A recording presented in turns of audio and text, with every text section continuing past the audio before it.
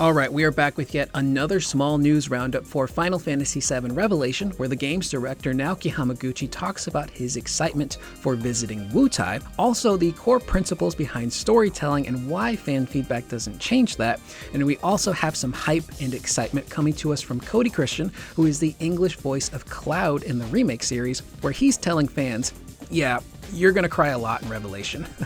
So that's what we'll discuss in today's video. If any of that sounds cool to you, feel free to click the like button, and if you're new here and you'd like to stick around, you can subscribe. It is always greatly appreciated.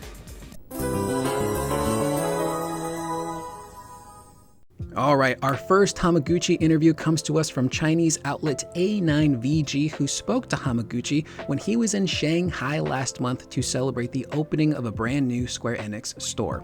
And they start off first by asking Hamaguchi, of all the new areas we're going to visit in Revelation, which is the one you're most excited about? Hamaguchi goes on to say, all the new locations are very appealing, but if I had to pick one, the one I'm most looking forward to is the Wutai area. There are two reasons. First, in the original work, Wutai Mountain wasn't closely related to the main storyline. However, in the remake, we've integrated it into the main story to depict the tense relationship between Shinra and Wutai, including its political undertones. We've added a great deal of detail to this region, and I'm very much looking forward to seeing how players experience the Wutai-related storylines. Secondly, the design of the Wutai area pays homage to the urban landscapes of East Asian cultural spheres. As Asians, both I and many Chinese players feel a natural sense of familiarity when we see the street scenes, vendors, and atmosphere in the game. I am personally very excited to be able to present this kind of charm in this work. I am 100% with Hamaguchi on this. The more I think about the new areas that we're going to visit in Revelation, Wutai just kind of keeps popping to the forefront for me because they've done a really great job in the remake series of expanding Wutai's position in the world, how it's affecting the story and characters specifically like Yuffie, but they've really done a massive deep dive into Wutai, including its origins in the spin-off game Ever Crisis, specifically within the First Soldier storyline. Now again, if you haven't played those, that's fine. Hamaguchi has basically said, we're going to take all the important bits of the spin-off games and compilation stuff and put them in Revelation. So you don't have to go through and play those games to understand what's going to happen. You'll learn about Glenn and Rufus and the relationship and how it started and how it fell apart.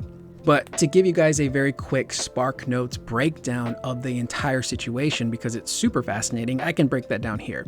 So essentially, you had the land of Robio. It was filled with people, they loved the land, but one day this incredibly powerful fiend shows up and starts wreaking havoc. Now, Dachao, the great Dachao, and his band of warriors would show up and eventually stop this fiend, but in order to do so, they would have to use some incredibly powerful magic to do it. Now, they beat the fiend, but they also damaged the area, causing a fire that would burn for 3 years. Now, because of this fire, it forced the people of Robio and the nearby village of Igara to migrate. The new area that they would find would later become Wutai. There's also some stuff that happens on the land of Robio 500 years after that fire, which leads to Sephiroth getting the Masamune. That's not really quite important to this story, but more people do migrate back to that area and start a new civilization until, unfortunately, things take a very dark turn, which bleeds into the story of Glenn, Matt, and Lucia, 3 soldiers who joined Shinra with the mindset of, hey, we might actually be able to do some good if we join this company. But they very quickly find out that's not what's happening. So eventually they decide to leave the company and start fresh on their own, and they end up going to the Wutai area and finding people who are kind of similar, people who are kind of tired of the fact that the government within Wutai isn't really standing up and fighting for their people. Which brings in Rufus, who is, of course, very slimy. And he approaches Glenn, Matt, and Lucia with a deal of, hey, I'm not really a big fan of what my dad is doing. I'd like to help you guys out, and I will fund it. So naturally, they're very wary of Rufus, and they reluctantly end up taking a partnership with him. But they very quickly learn how serious Rufus is, because they have a few encounters where things go really well, but there's one specific mission in particular where Sephiroth shows up, and they're like, hold on, this throws a really big wrench in our plans. How did this happen? They put 2 and 2 together and realize, oh, this is Rufus. Rufus is testing us. This is him saying, oh, this is how serious I am. Don't screw this up, or I can give you guys away. So eventually things progress from there. Glenn, Matt, Lucia, and Rufus end up forming the SRC, which is known as the Shinra Resistance Committee. And their whole goal is to recruit the people who are unsatisfied with Wutai. They want to fight back and take back their home.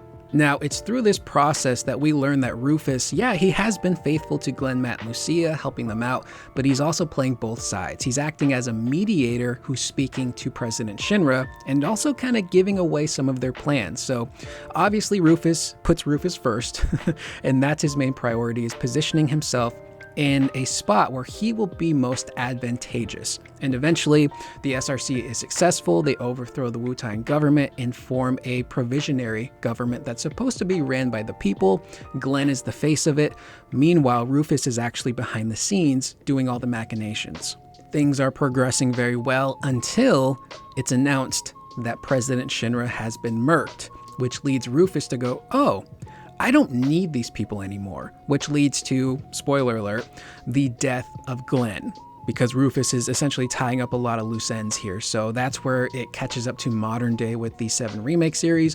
It's super fascinating. I did a full breakdown on the channel if you guys would like to check that out. I'll leave a link in the upper right hand corner and in the description. It's super fascinating. So I'm excited to see what aspects of that story they pick and choose to put into Revelation.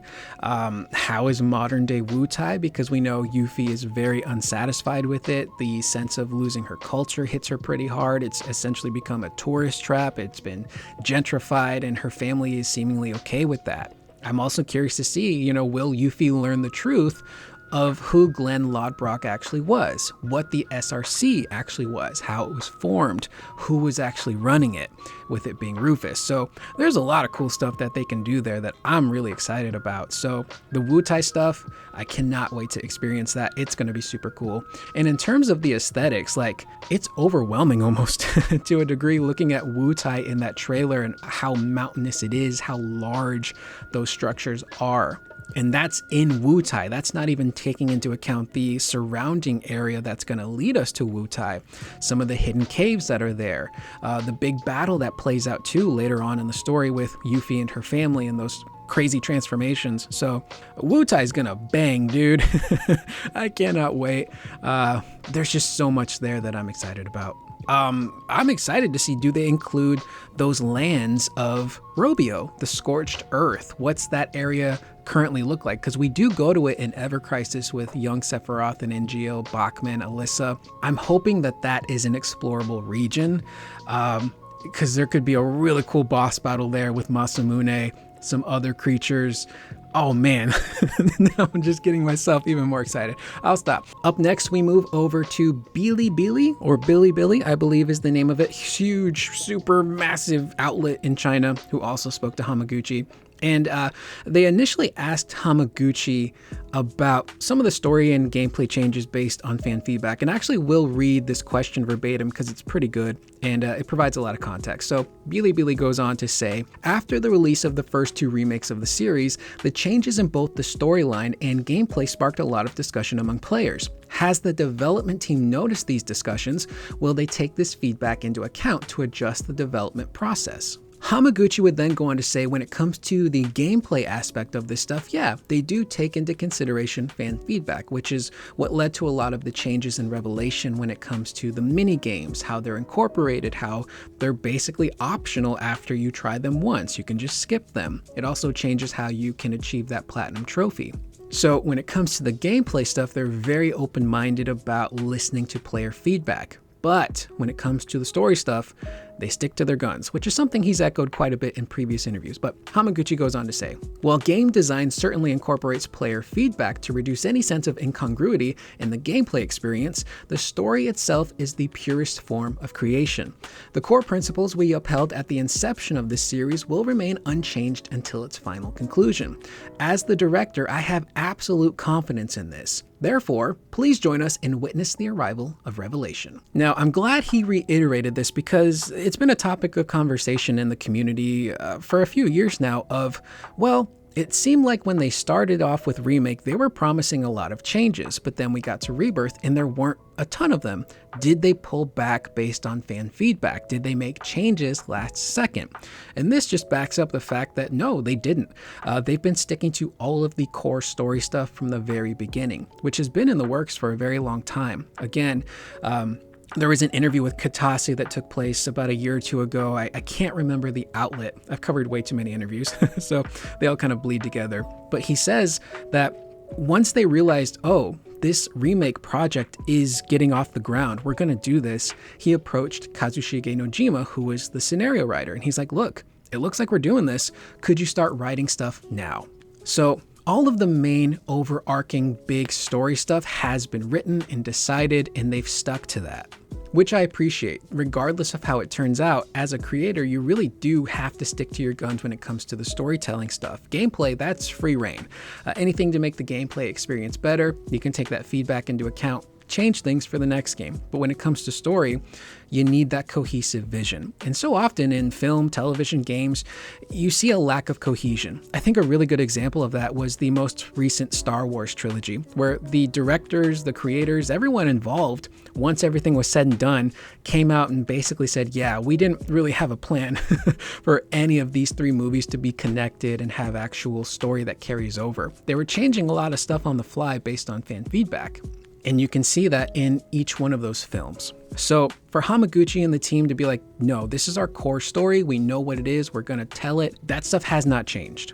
Now, just because they figured out the big story stuff and that won't change, that doesn't mean that some of the smaller details that aren't super consequential to the overall story cannot change. A really good example of that comes from the Rebirth Ultimania, where the developer said that initially the story that Roche currently has in Rebirth leading into Revelation was supposed to go to the character of Broden, who we meet in Calm. He is another soldier who is dealing with cell degradation. But because fans had such a great response to Roche, they decided to extend that character and his story and gave the Broden stuff to him. And when that bit of info came out, there were a lot of people who were like, see, they're just making this stuff up as they go, which is not the case. Again, the big story stuff is set in stone. They're sticking to that. But the smaller stuff that doesn't really have a huge effect on the overall story, that stuff is malleable. It can change. And I think in terms of the story stuff in Revelation, that might be more well received because there was a number of interviews that Hamaguchi did leading up to the release of Rebirth, including like Tetsuya Nomura.